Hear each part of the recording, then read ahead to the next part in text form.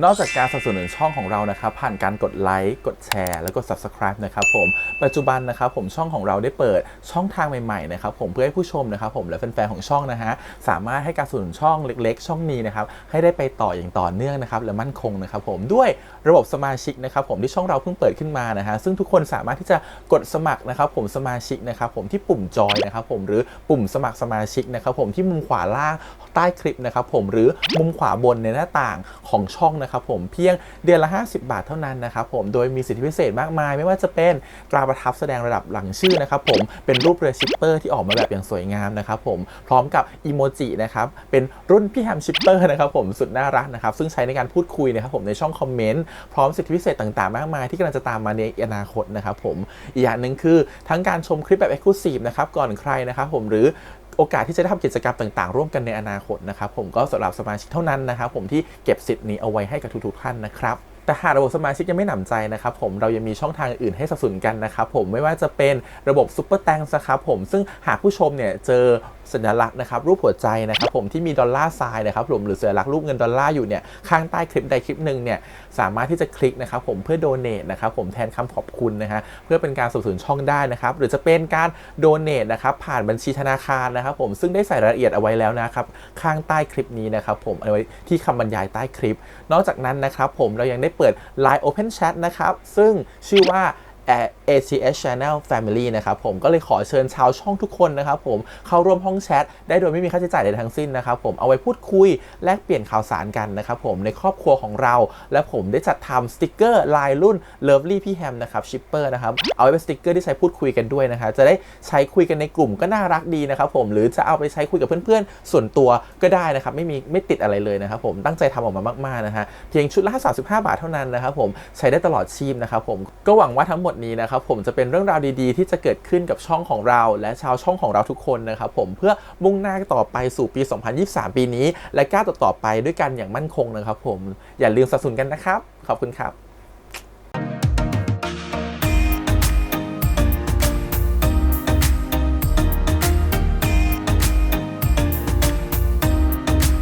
สวัสดีครับยินดีต้อนรับสู่ช่อง ATS Channel นะครับกับพบกันในการ reaction นะผมวันนี้อยู่พี่แฮมนะครับกับการ reaction ซีรีส์เรื่องทำนายทายทัพนะครับ My Magic Prophecy EP ที่2นะครับผมEP ที่แล้วเธอดูเขาจีบกันเขินมากบอกว่าไม่ชอบดูหมอไม่ชอบหมอดูแต่คือโอ้โหอย่าเรียกว่าไม่ชอบถ้าเปลี่ยนจากแค่คำหมอดูเป็นปกติเป็นคนทั่วไปเนี่ยคงจีบแบบโอ้โหหนักไปแล้วขอแต่งงานไปแล้วฉันว่าไม่เป็นไรเดี๋ยวมาดูกันดีกว่าว่าวันนี้หมอทับฟ้านะครับผมกับตัวของหมออินทุเนี่ย2 คนเขาเจอกันจะเป็นยังไงต่อไปเหตุการณ์มันต้องแบบลุ้นระทึกมากขึ้นเพราะว่ามันต้องนำพาไปสู่การที่หมอทับฟ้าต้องเกือบจะตายถูกปะเพราะฉะนั้นเดี๋ยวไปดูกันต่อนะครับกับทำนายไทยทัพ EP ที่2นะครับแต่ก่อนอื่นเลยขอบคุณก่อนนะฮะทาง GMTV นะฮะแล้วก็ทางวิวที่อนุญาตทำเนชั่นได้นะครับไปดูกันเลยครับผมกับทำนายไทยทัพ My Magic Prophecy EP ที่2ครับไปเลยกับลูกชายเพื่อนเขาอ่ะมึงช่วยมาดูดวงตบตาแม่กูให้หน่อยได้ไหมอ่ะดูดวงให้พี่ทับหน่อยได้ไหมลูกแม่ก็รู้ว่าผมไม่ชอบดูดวงไม่ชอบแล้วก็ไม่เชื่อด้วยคุณจะมีเคราะห์จากหน้าที่การงาน และจะตกอยู่ในอันตรายอาจถึงชีวิตสับไพ่จนมือเคล็ดเลยไง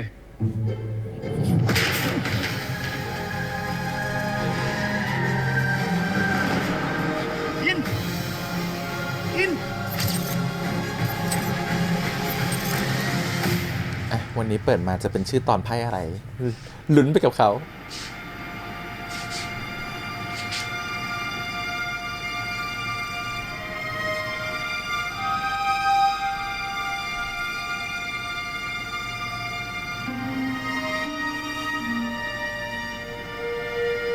พ่ออินฝันร้ายอินฝันเห็นพ่อกับแม่รถคว่ำอ่ะพ่อกับแม่อย่าเพิ่งขับรถออกไปไหนนะเขามีพลังที่เห็นอะไรแบบนี้อยู่แล้วเป็นคนที่เห็นนิมิตลางบอกเหตุ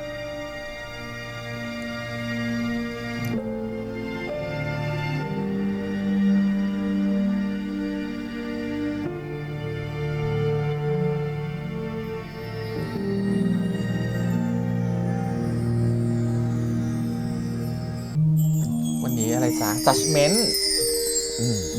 มาคำพิพากษา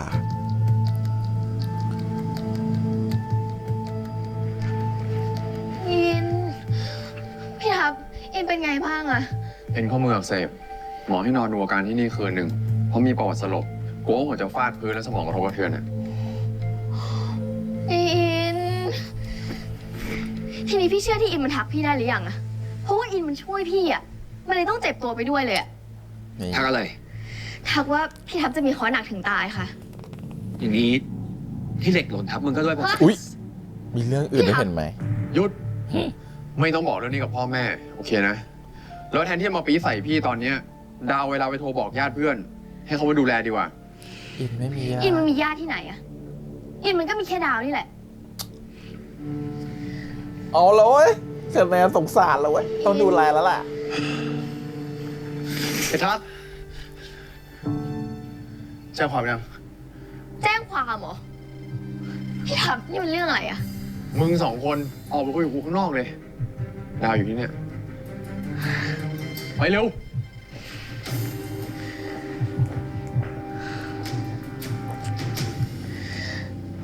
เป็นไงบ้างวะ คนหนักไม่ใช่ไอ้ทัพหรอก คนที่มาช่วยมันนู่น ถ้ามันไม่ใช่อุบัติเหตุจริงๆอ่ะ กูว่ามันกะเอามึงตายเลยนะเว้ย กูว่าไอ้กสิดิตอ่ะ มันรู้ละว่ามึงไปรู้เรื่องมันอ่ะ มันจะรู้ได้ไงวะ แล้วเราออกหมายจับมันเลยไม่ได้เหรอ หลักฐานยังไม่พออะ เท่ากับว่าตอนนี้ทัพตกอยู่ในอันตราย แล้วเราก็ทำอะไรไม่ได้เลยเหรอ ออกตัวแรงมากนะ คุณหมอการถึงจะเป็นเฟิร์สก็เถอะ กูโอเคนะเว้ยตอนเนี้ยห่วงแต่ที่บ้านมากกว่าวะถ้ารู้เรื่องนี้เข้านะ ประสาทแดกทั้งบ้านแน่ งั้นถ้ามึงห่วงเรื่องที่บ้านอะ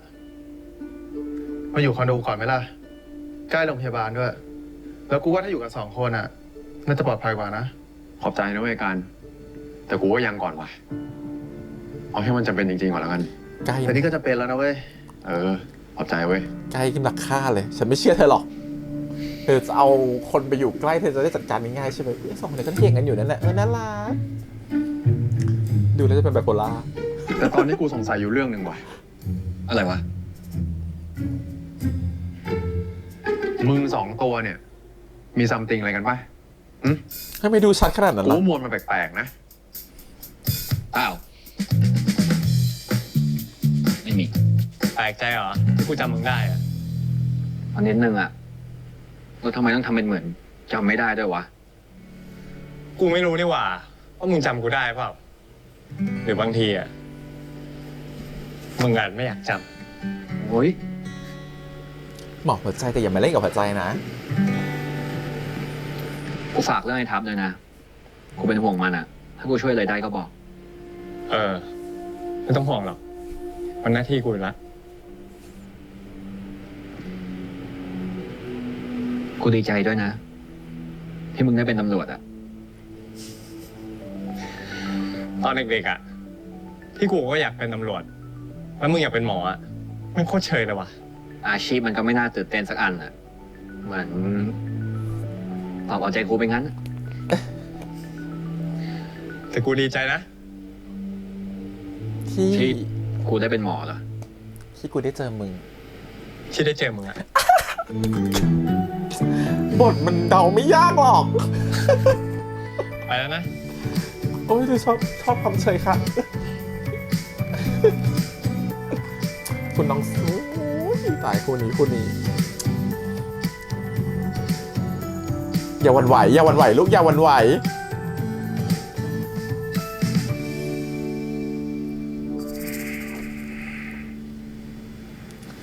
จับชีพจรเข้าไป ฟื้นแล้วก็ลืมตาขึ้นมาเถอะคุณ ดูแลดี สะดุดดุดยัดมิด สายตาแบบเนี้ย ผมคงไม่ต้องถามนะว่าคุณจำอะไรได้บ้าง โอ้ย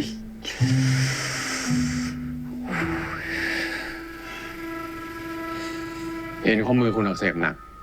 ระวังหน่อยแล้วกัน ไม่ขอบคุณเขาหน่อยหรอเขามาปกป้องอ่ะ แล้ว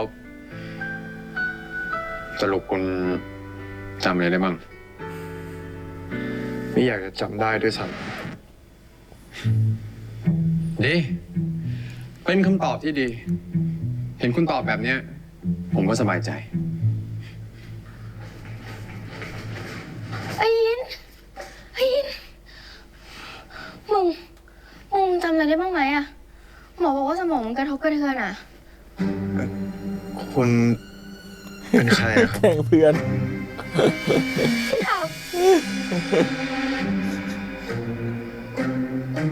ใช่คนที่เคยด่าพี่ชายว่าปากหมาป่ะครับ เชี่ยอิน มึงเล่นอะไรไม่รู้เรื่อง เจ็บ น่ารักกันดิ ไปเลย น่ารักกันดิ แกล้งอะไรไม่เข้าเรื่อง เนี่ยน่ารักกันดิ โดน เนี่ย เรา เดี๋ยวพี่ไปทำงานก่อน ถ้าเขามีอาการผิดปกติอะไรอ่ะ ก็เรียกพี่ เห็นไหม แล้วก็คืนนี้เราไม่กลับบ้านนะ บอกแม่แล้วว่าจะเฝ้าอิน อืม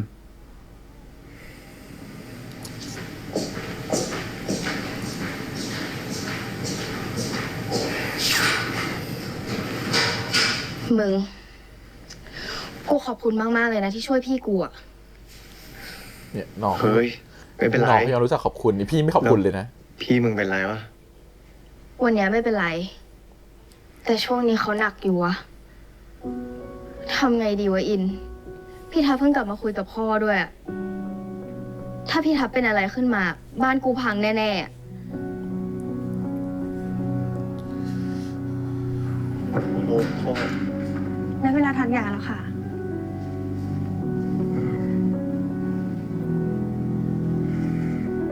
ขออนุญาตวัดไข้นะคะ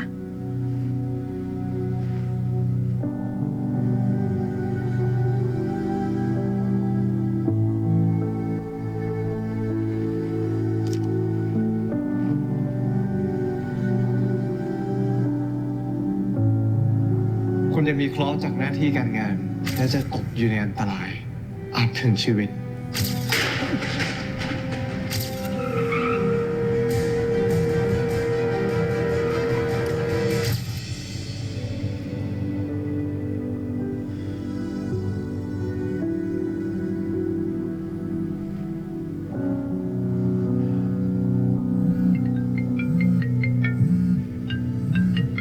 ฮัลโหลครับ โอเคจะตั้งสัญญาเลย เดี๋ยวผมรีบไป มีเคสส่วนที่ ER เหรอ อ๋อ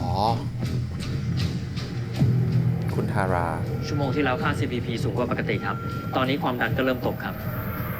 ค่า ICT เป็นยังไง หลังจากบัตรแคปเปอร์ไปอ่ะ สูงกว่าปกติครับ พยายามปรับลดอยู่ครับ ผ่านหม เอา อ เครื่องเอ นี่ โฟ แบบ มา สงสัยโพลิคาเดียมฟิวชั่น ครับเฮ้ยโก้ มีของไหลในเยื่อหุ้มหัวใจ เตรียมเซตทำโพลิคาเดียมซินเทซิส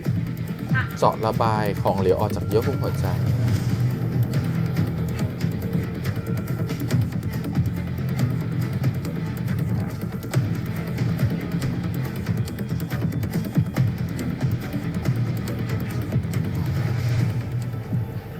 โอ้โห อ๋อ ได้หมอจริงมาเล่น เป็นไงบ้าง ดีอย่างนี้นี่เอง คนไข้มีภาวะเลือดออกในยุ่มหัวใจ จากยาต้านการแข็งตัวของเลือดครับ แต่ว่าตอนนี้ผมได้เจาะระบายออกหมดแล้ว คุณกัสสิดินไม่ต้องเป็นห่วงนะครับ อยู่ในมือหมอทัพผมก็หมดห่วงครับ ขอบคุณครับ ปกติผมจะไม่พูดให้ความหวังใครนะครับ แต่กับคุณกัสสิดินเนี่ย ผมอยากพูดจริงๆว่าคุณหวังได้เลย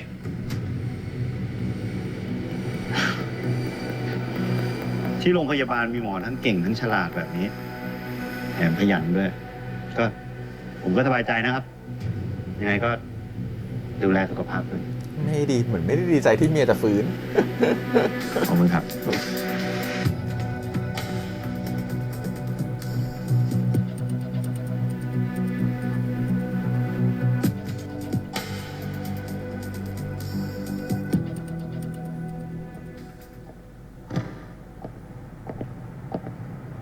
เฮ้ย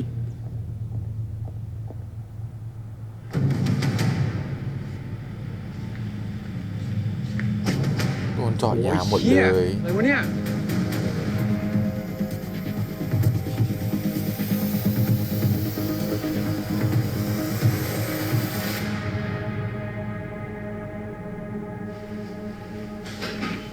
ไปไหนไม่ได้แล้วต้องมานอนกับคนไข้แล้วล่ะวันเนี้ย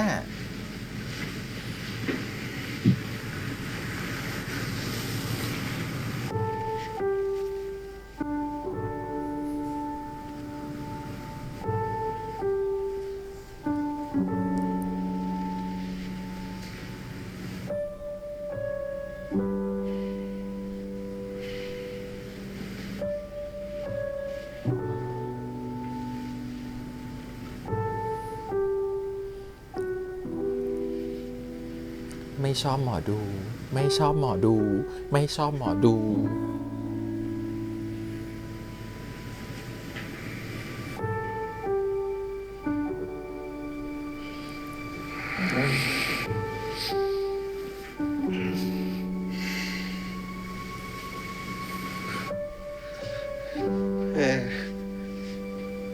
โอ้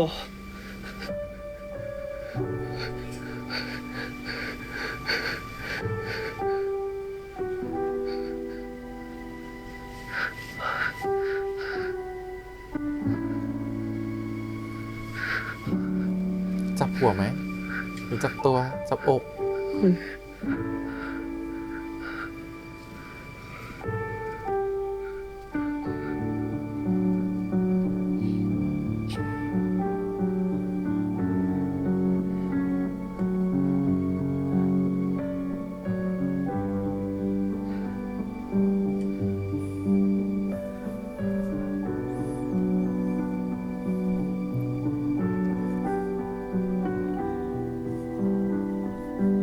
ไม่ชอบหมอดูกี่โมง อ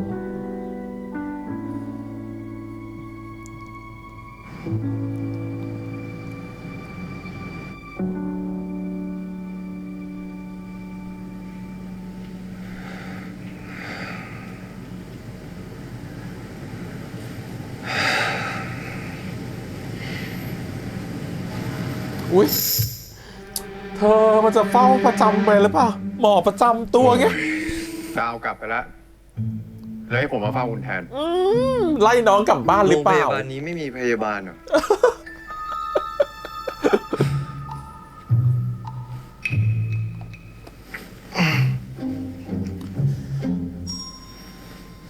เอามือขวาใช้ไม่ถนัดอีกกินข้าวไม่ได้อีก ดูแลดุดแฟนแล้วกันไม่ดุดญาติมิตรแล้ว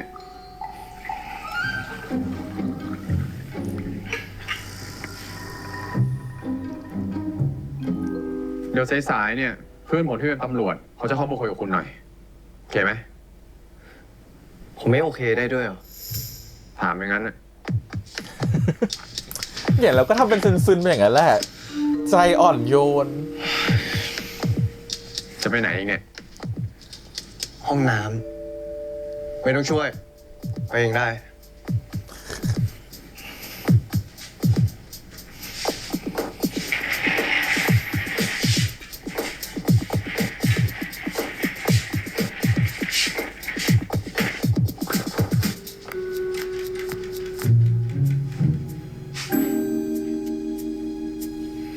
ไม่ต้องช่วย ไปเองได้ เขานาก็ปูเปิดยากเหลือเกินโรงพยาบาลเนี่ย ขวาง เออ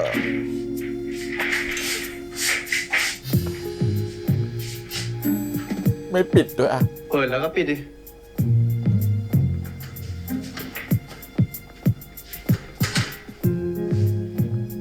ผมบีบยาสีฟันไว้ให้ ถ้าจะเช็ดตัวเนี่ย ให้เช็ดตัววางอยู่ข้างๆ แต่ถ้าเช็ดไม่ได้ก็เรียกนะ จะบ้าเหรอ ใครจะเรียก ผมหมายถึงผมจะเรียกพยาบาลให้ คุณคิดอะไรเนี่ย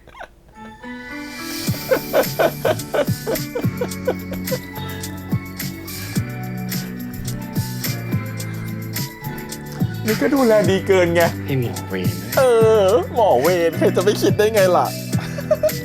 ยิ้มทำไมก่อน ยิ้มให้ทำไมก่อน ยังไม่รู้ว่าทำไม EP นี้ถึงเป็น ในฝัน จัด ได้บอ เม ก น ไหม นะ ผ ว่าเป็นอุบัติเหตุหรือมีคนตั้งใจ ไม่ได้บอกครับ ผมไปดูที่เกิดเหตุมาละไม่มีรอยเบรกแถมขับเกินลิมิตด้วยไอ้คนร้ายอ่ะตั้งใจเล่นหมอทับแน่นอน รวมถึงที่โดนเจาะยางเมื่อคืนด้วยไอ้คนร้ายคนเนี้ยมันต้องไม่ธรรมดาแน่นอน มันเช็คมุมกล้องหมด มีแต่หมออ่ะ ผมทำไม ไปจอดทำไมอ่ะมุมอับ เป็นหมอน่าจะฉลาดนะครับ มันห่วงรถจะตายครับ ขนาดจอดรถนะยังจอดเว้นที่ให้คนข้างๆเลย กลัวเปิดประตูมากระแทกอะแล้วเป็นไงอะยางแบนสมน้ำหน้า ล้อตัวแรงซะด้วย สั่งกี่เดือนอะรอบเนี้ย มึง2 ตัวเนี่ย เพื่อนกูก็วะก็เพราะเป็นเพื่อนมึงเนี่ยแหละหมอทับพวกกู2 คนซีเรียสนะ ถ้ามึงเจอทีขนาดเนี้ยไปอยู่คอนโดกูเถอะ คอนโดเหมาะกันใกล้โรงพยาบาลสุดละ อย่างน้อยก็ซื้อเวลาเสี่ยงตายระหว่างทางได้ ขอโทษนะครับ ถ้าสอบปากคำกันเสร็จแล้วเนี่ย ช่วยไปคุยต่อกันด้านนอกได้ไหมครับ อย่ามาคุยกันตรงนี้ลำคา อยาก ญ พักผ่อน เออ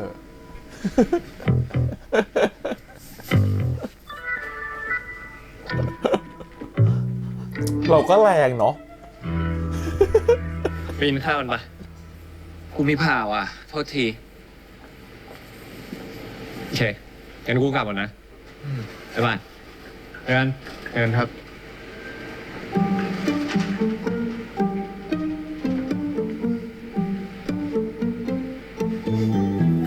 เหมือนมีดวงจะได้คนในเครื่องแบบนะ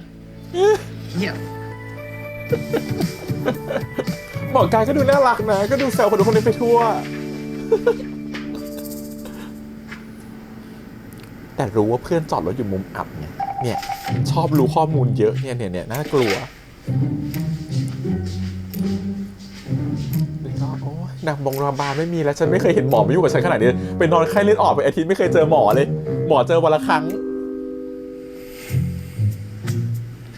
มีแต่นางพยาบาลเข้ามาดูให้ นี่หมอมาถี่มาก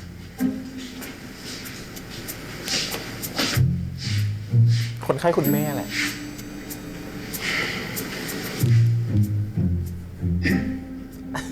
ยังกดข้อมืออยู่ไหม ไม่อะ เดี๋ยวผมเป็นรถยาแก้ปวดเนี่ย ก็ยังปวดอยู่ นิดๆอะ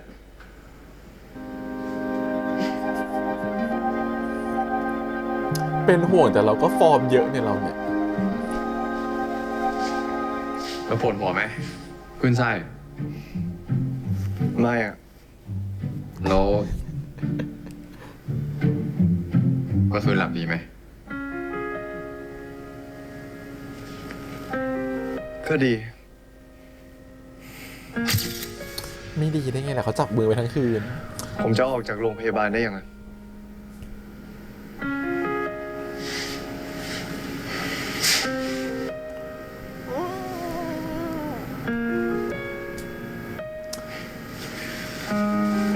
ผมว่าคุณนอนต่ออีกสักคืนก็ดีนะไข้ยังไม่ค่อยลงดีด้วย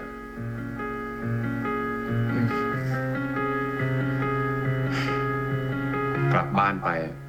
ก็ไม่มีใครดูแลไม่ใช่เหรอ อุ้ยอย่าพูดให้สั งั้นผมออกเลยแล้วกัน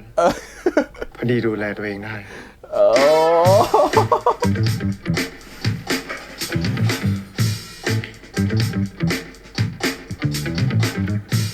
เนี่ยเราเนี่ยพูดไม่ถูกใจขัดหู เป็นห่วงก็บอกเป็นห่วง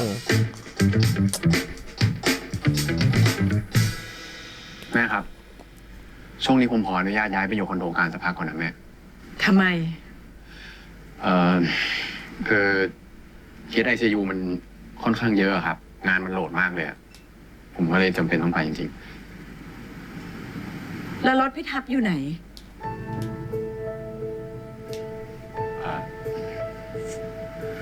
รถผมเข้าศูนย์อยู่ครับ แล้วรถเป็นอะไรถึงต้องเข้าศูนย์ โดนถามจริง ดาวบอกแม่ไปหมดแล้วพี่ทับ จบ ดาว เหล็กหล่นใส่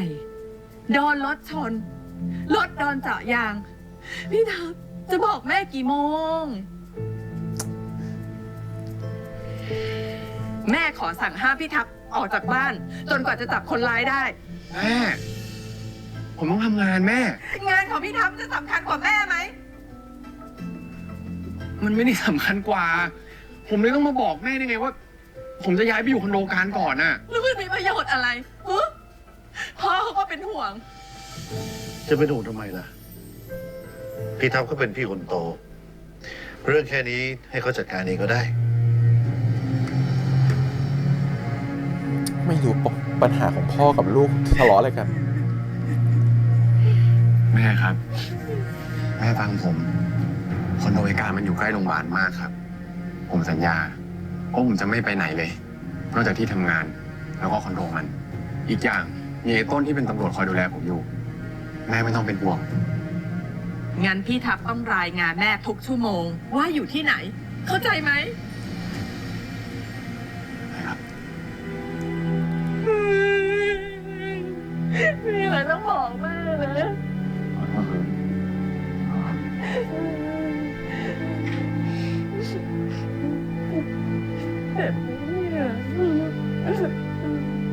ไม่รู้ปัญหากับพ่อคืออะไรบ้านนี้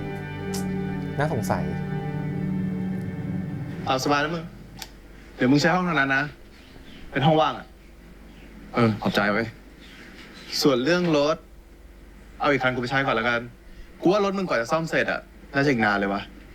เฮ้ยไม่เป็นไรเว้ย กูนั่งแท็กซี่ได้ ไม่เป็นไรมึง เอาไปใช้เถอะนั่งแท็กซี่ให้ทำหมักทำไมอ่ะ ตัดสายเบรกเขาปะเนี่ย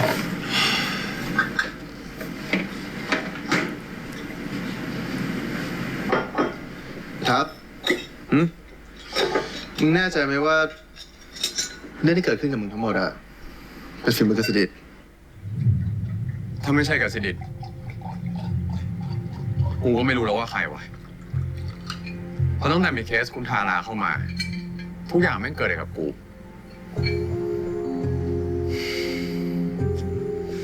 เอาหน้ามึง เรื่องมันผ่านไปแล้วอะแล้วมึงจะเอาไงต่อวะ เรื่องงานบริหารที่ลุงกูให้มึงไปช่วยอะ ในการ มึงให้กูรอดจากเรื่องนี้ก่อนเถอะ อย่าพูดหนูมึงจะตายเร็วๆนี้ดิวะ มึงต้องรอดดิ ตำแหน่งรองผอรองอยู่นะเว้ย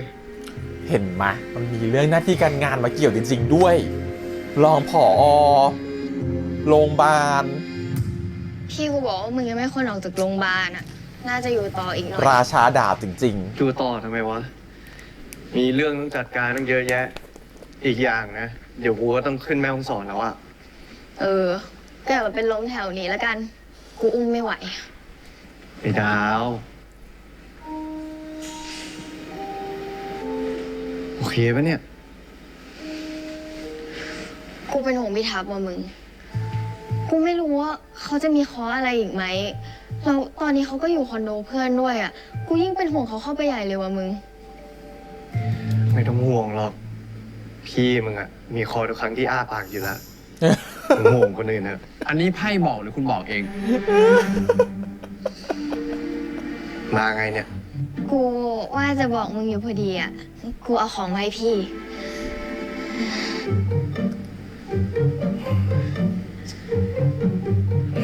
แป๊บหนึ่ง บอกแม่ด้วยนะว่าไม่ต้องเป็นห่วงพี่เย้ โทรบอกเองแล้วกันพี่ทัพ ไปอิน มึง เป็นไรปะเนี่ย โอเคโอเค ตัวร้อนจีเลยมึง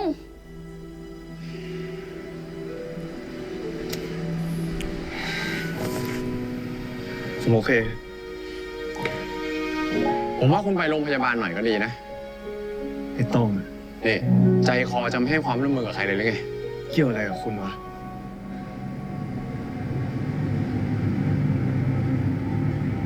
ๆจะเห็นภาพอีกแน่เลย เฮ้ย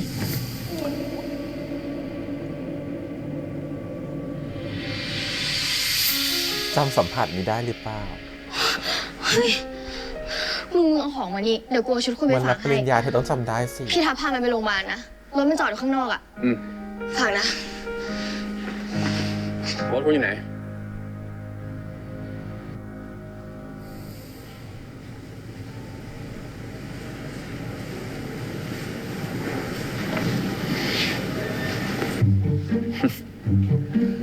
ว่าช่วงนี้คุณน่าจะมีเคราะห์นะ มาโรงพยาบาลบ่อยเหลยกัน มีคอก็เพอเจอคุณนี่แหละ เดี๋ยวเคสนี้ผมขอดูแลเองนะครับ ได้ค่ะ อีกแล้ว ไม่มีหมอคนอื่นนะครับ เออ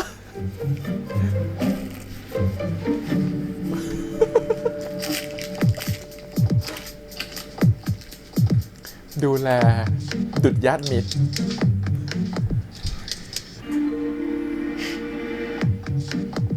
เห็นเข็มแล้วเถียงผมไม่ออกแล้วไง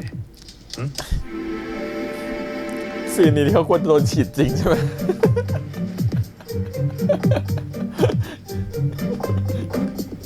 น้องซีมีความกลัวเข็มอยู่ อย่าเก่ง คุณหมอมือเบามากค่ะ อย่ากลัวนะคะ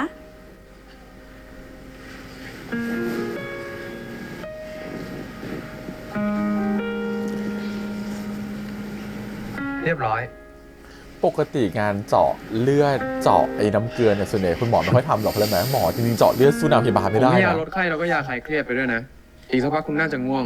หลับไปเลยก็ได้จะได้พัก แต่ผมมีธุระ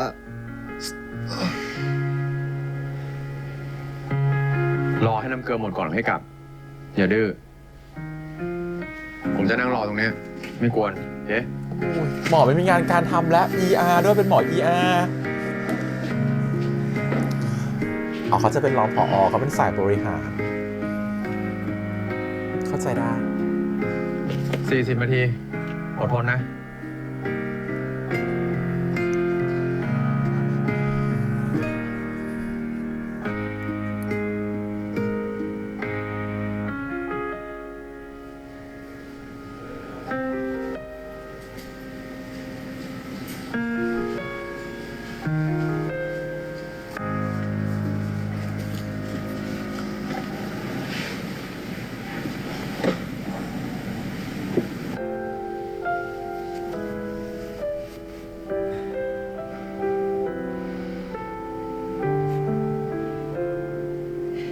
คุณหมอคะ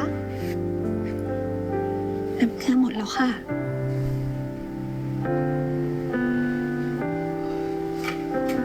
อยู่นิ่งๆนี่หมอ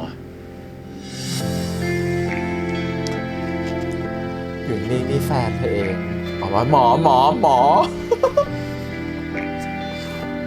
โอ้ยดูแลดีมากนางมาไม่สงสัยเลยฉันว่าเมากันทั้งวอร์ดเลยเนี่ย เห็นไหม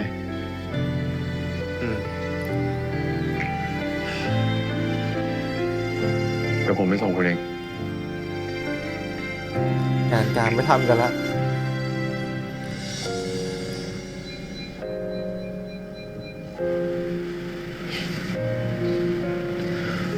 คุณรอในรถนะ เดี๋ยวผมไปแป๊บเดียว ฮะ เฮ้ย เดี๋ยวคุณ เดี๋ยว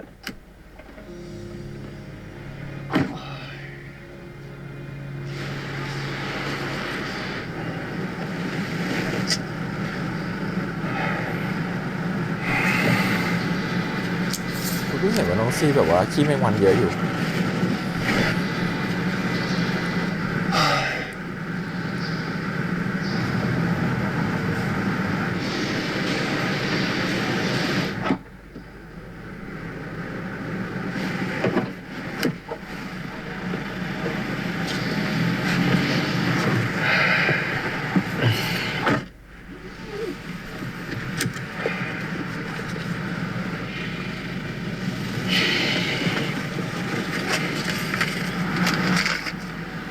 ขอมือหน่อย ทำไมอะ เลือดคุณมันซึม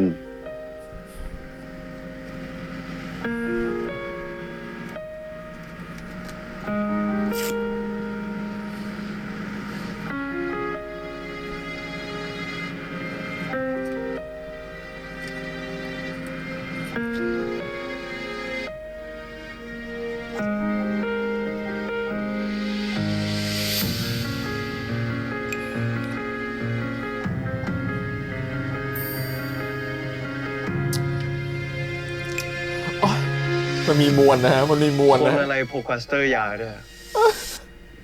ก็คนที่เป็นหมอไง แต่พาสเตอร์นะคือลายคือแบบได้มาก ค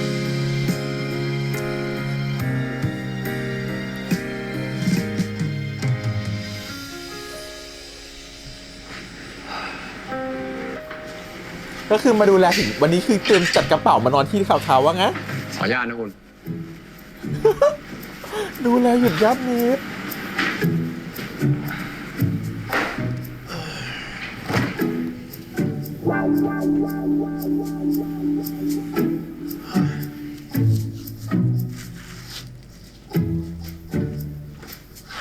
หมอกระดูกเขาฝากผมมาว่าให้คุณกินโปรตีนให้ถึง แผลที่ข้อมือจะได้หายไวๆ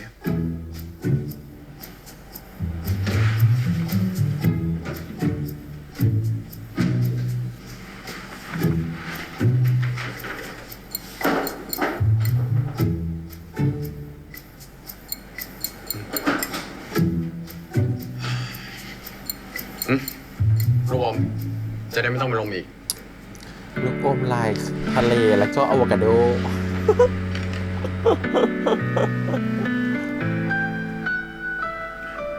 งั้นผมกลับแล้วรถมารอแล้ว เดี๋ยว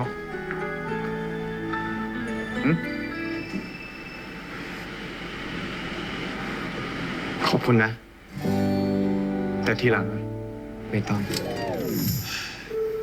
ผมขอบคุณเหมือนกันที่ช่วยผม แต่ทีหลังก็ไม่ต้อง มันเสี่ยงตายไป เป็นห่วง พูดได้ไหมว่าเป็นห่วง เอาซะว่าไปขี่รถอัลดี้นี่ของหมออินเหรอโอ้ไม่ธรรมดานะดูดวงในออนไลน์จนรวยเลยเนี่ย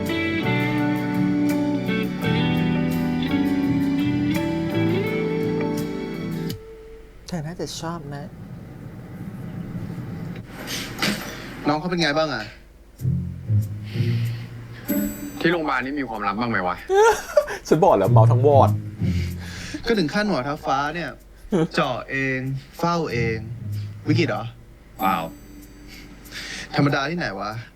ได้ข่าวว่ามึงไปส่งน้องเขาด้วยนี่ไปจีบน้องเขาเหรอ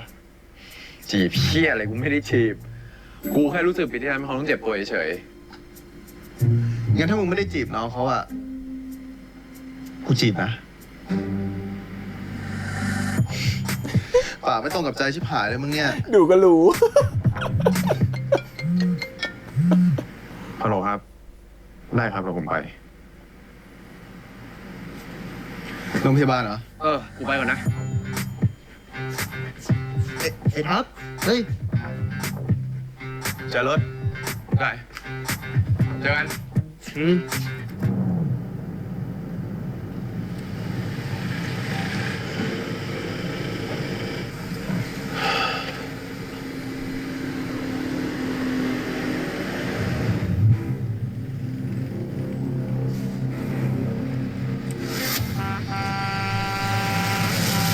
เหมือนรถมี GPS ป่ะ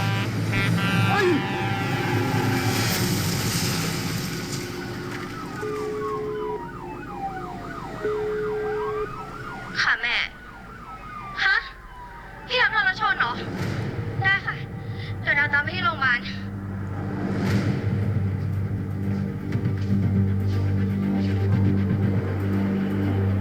นิดนึงไม่มีอะไรมากแผลหน้าผาก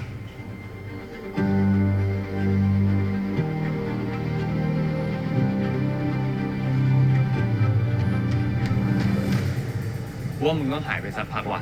ไอ้ต้น ย้ายไปอยู่คอนโดไอการเนี่ย กูไปมาให้มึงแล้ว มึงจะให้กูย้ายไปไหนอีก ถึงจะสาแก่ใจมึง แม่ห้องสอน ทำไมต้องแม่ห้องสอน คืออินมันไปที่นั่นทุกปีอยู่แล้วอะแล้วทุกครั้งที่มันไปก็คือมันหายไปเลย เพราะว่าบ้านอยู่บนดอย ไม่มีสัญญาณไม่มีคนดาวก็เลยคิดว่า ดีนะ กูเห็นด้วย แต่กูไม่เห็นด้วย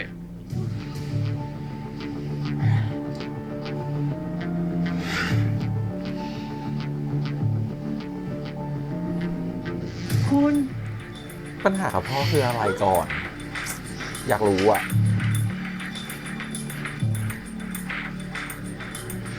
เอาอย่างงี้ครับ มึงไปเคลียร์เรื่องคนไข้ของมึงให้เรียบร้อยก่อน แล้วมึงก็ปล่อยข่าวลือว่าไปสัมมนา หรือไปทำงานต่างประเทศสักเดือนหนึ่ง แล้วมึงจะไปอยู่ไหนอ่ะค่อยว่ากันอีกที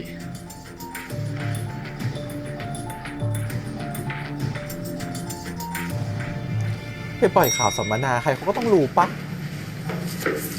โทษครับ ตายแล้วคนนี้มีดจำได้เป็นนักฆ่า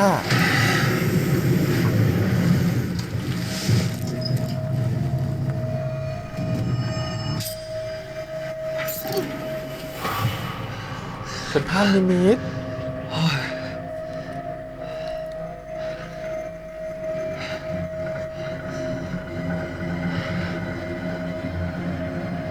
ดาว พี่มึงอยู่ไหน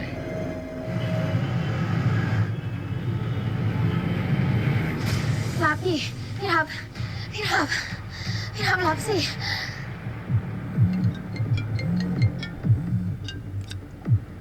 ว่าไงดาว พี่ทับอยู่ไหนอะ อยู่บนรถแท็กซี่ พี่กำลังกลับคอนโดอ่ะ พี่ทับฟังดาวนะ อินมันฝันว่าพี่จะโดนแทงในลิฟต์ที่คอนโดพี่การอะ หืม ตอนนี้อินมันน่าจะถึงที่คอนโดพี่แล้วอะ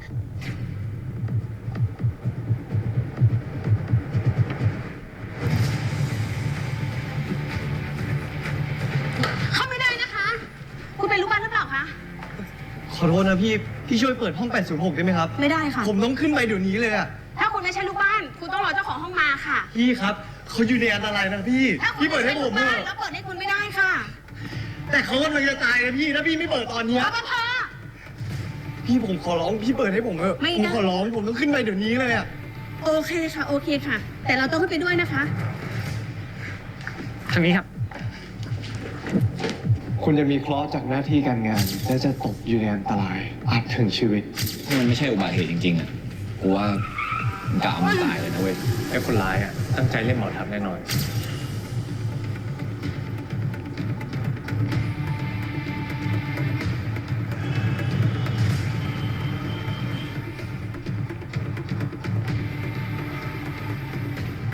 พี่ครับเรื่องก่อน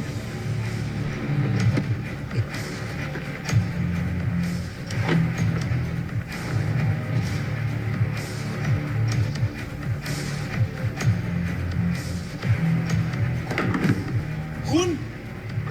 คุณคะ เปิดประตูแล้ว คุณ คุณคะเบาๆหน่อย คุณ คุณคะอาจจะไม่ได้คนอยู่ก็ได้นะคะ คุณคะพอนะคะ คุณเปิดประตูแล้ว คุณคะลงไปรอข้างล่างก่อนรบกวนลูกบ้านท่านอื่นเขาค่ะพาคุณเขาลงไปข้างล่างด้วย เดี๋ยวพี่จะไปเคลียร์ลูกบ้านก่อน เชิญตรงนี้ครับ ขอโทษนะคะมีเหตุนิดหน่อยค่ะ เชิญเลย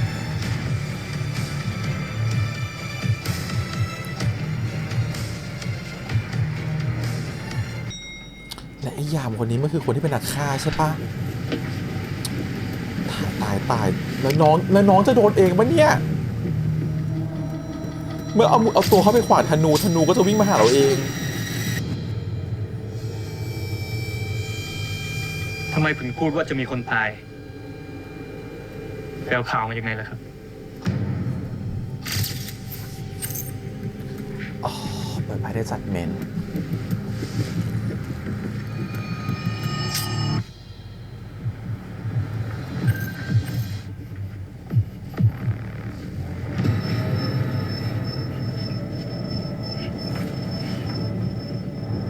ลิฟต์เปิดเดินไม่ขึ้นรถกับผม อย่าตุกติก ทำเกินหน้าที่นะเขาสั่งมาให้ฆ่าหมอทัพทำพลาดก็คือทำเกินหน้าที่นะนี่จะไปจับอะไรคนอื่นเขา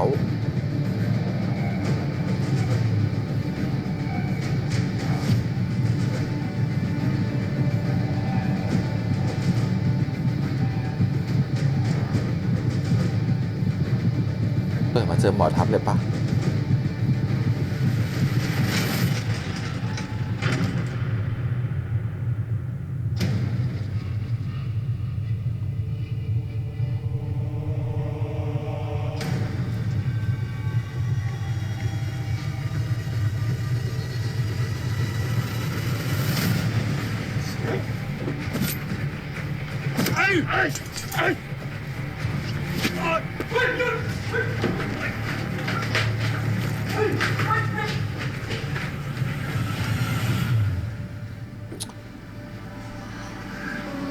เกือบไปแล้ว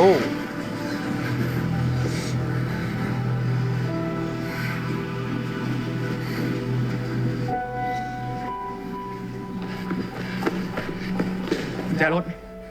พี่ตรงมาอยู่เฮ้ยคุณหยุดดื้อก่อนได้ปะกุญแจรถมาเฮ้ยคุณทำอะไรอะเอากุญแจรถมา น้องนี่ขนาดกลัวยังน่ารักอยู่เลย ใจเย็นหายใจเข้าลึกๆหายใจเข้าลึกๆจะกลับคุณแค่เชื่อผมสักครั้งเนี่ยมันจะตายไงวะแล้วผมถามจริงนะคุณมาช่วยผมทำไมกลับไปแค่ความฝันบ้าๆของคุณเนี่ยมันเกิดขึ้นจริงปะเมื่อกี้คุณไม่เห็นหรอแล้วมาช่วยผมทำไมอะไรมันจะเกิดผมก็ให้มันเกิดไปดิมันไม่ใช่เรื่องที่คุณต้องเอาตัวมาเสี่ยงนะเว้ยเราจะให้ผมปล่อยให้คุณตายอย่างนี้เหรอก็ก็ปล่อยให้ตายไปเลยไอ้เชี่ยแล้วที่ผมไม่สบายคุณช่วยผมทำไมอ่ะก็ผมเป็นหมอไง ประโยคนี้แหละ มีแค่หมอใช่ปะวะที่มีเกียรติที่ทำเหี้ยอะไรก็ได้แล้วไม่ผิดอ่ะผมแม่งเป็นแค่หมอดูมันเลยกลายเป็นเสื่อมใช่ปะ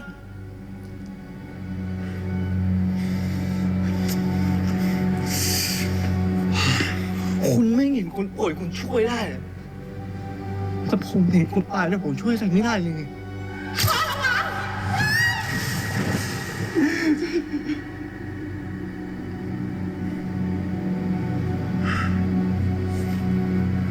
คุณ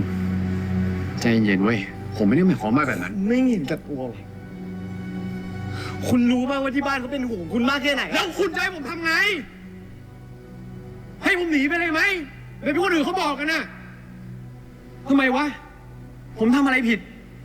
ผมเป็นแค่หมอนะเว้ยผมก็มีหน้าที่รักษาคนไข้ของผมไปวันๆหมอที่รักษาคนไข้ทำสิ่งที่ถูกต้องเนี่ยทำไมแม่งต้องหนีด้วยวะแล้วผมทำเหี้ยอะไรผิดวะผมต้องเสียพ่อแม่ผมไป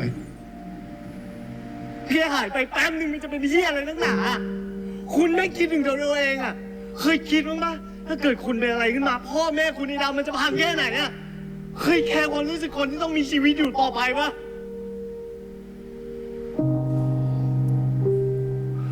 คนที่ตายไปแม่งกระจกเลย แต่คนที่อยู่ คนที่แม่งยังอยู่ เขาวางเรื่องพ่อแม่ไว้ดีมากเลยอ่ะ กว่าแม่งจะผ่านไปได้แต่ละวันแม่งยากเย็นที่ผ่านเลยนะคุณรู้ว่า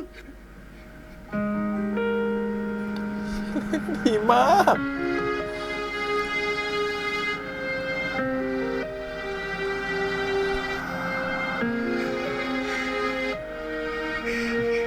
กลับบ้านนะคุณ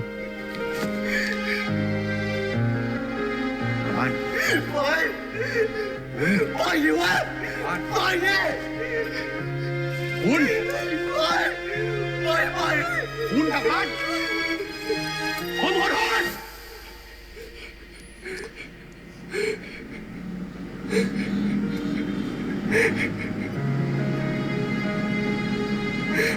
ผมขอโทษ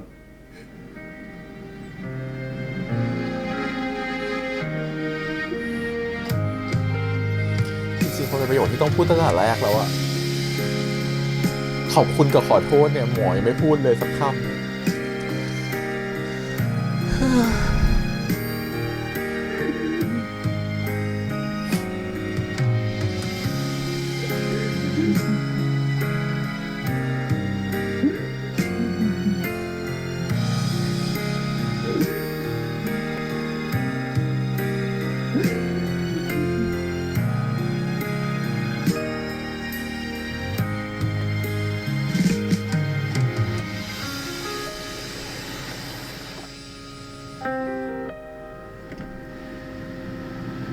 จอดทำไมอ่ะ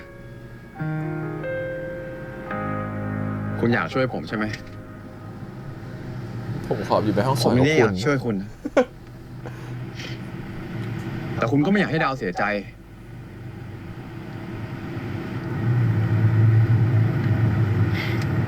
ผมไม่ได้จะเชื่อนะ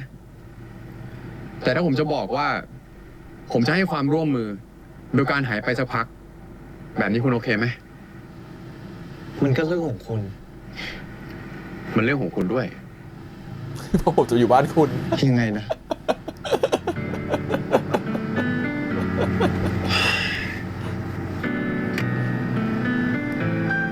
ผมจะทำตามที่คุณเตือน เพราะ ราะงั้น คุณช่วยรับผิดชอบด้วย ผมก็อยากรู้เหมือนกันว่าผมเข้าไปอยู่ในฝันคุณได้ไง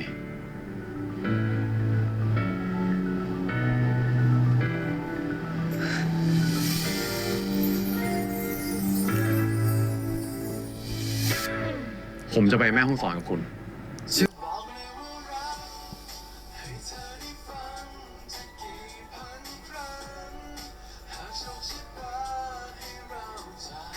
อย่าไปหลงรักน้องเขานะเว้ย อะไรของมึง เป็นแฟนกันหรือเปล่าจ๊ะ